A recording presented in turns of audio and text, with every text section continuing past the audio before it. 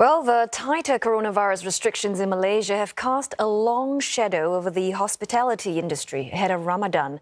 There are concerns other states might follow Selangor's lead in banning restaurant dine-ins and hotel buffets. Afifa Arifin reports.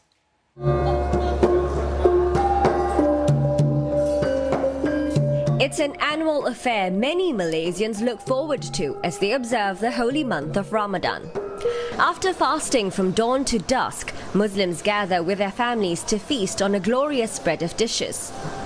These buffets for Iftar, or the breaking of fast, were sorely missed last year when they were banned due to the COVID-19 pandemic. This Ramadan, they're back, but it's not quite business as usual. While the Malaysian government has allowed Iftar buffets to resume, strict SOPs have been put in place. That hasn't dampened the cheer. Basically, it's really great to come back to the restaurant, having a Ramadan buffet and taste all the food because we really miss it from the last time. Because the last year, everyone is stuck at home, so you can't really taste it right now. As long as the SOP takes place accordingly, and we maintain social distancing and hygiene, then everything should be okay. Restaurants have to operate at half capacity and social distancing between tables must be observed. Guests must also register on the National Contact Tracing app and have their temperatures taken before entering. As part of health protocols and the SOPs in place, all diners must first sanitize their hands before they're able to hit the buffet lines. Now, most Iftar buffets also have an assisted system, meaning that diners don't take the food on their own. Instead, they simply point to the dish that they want and they'll be served with a portion of it. Hi, can I have the lemang pulut hitam, please? Other restaurants are going with a semi-buffet concept. Diners at this restaurant can head to the buffet counters for appetizers and desserts. The mains, however, are served to diners at their tables. That helps the restaurant, which is still recovering from the financial sting of the pandemic, manage its costs. In general, the spending power is very low at the moment. By serving a full buffet, we will need to produce huge amount of food, not knowing the actual turnout. The main cost will be portioned accordingly to the number of reservations per table, and we have not seen much wastages on this.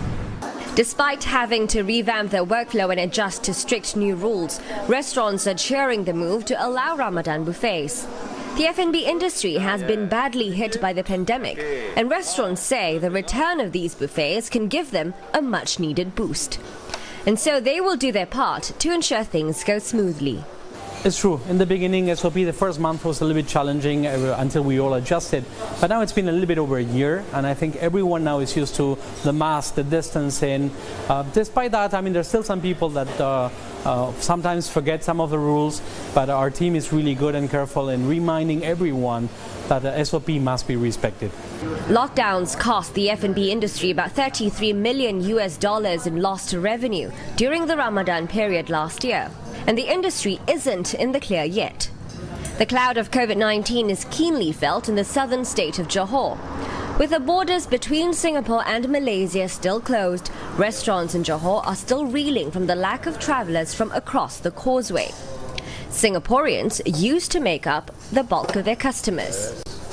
A lot of people, they have families here, relatives here, we on the other sides.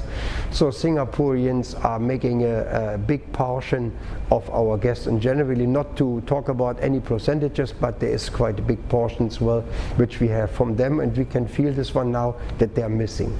Everybody has that one, there's not only the Capri, so we're all facing that situation. Our occupancy, our general business is quite down. And so restaurants in Johor have since turned to focus on the domestic market, stepping up promotions to woo locals instead, with some even lowering prices for their buffets.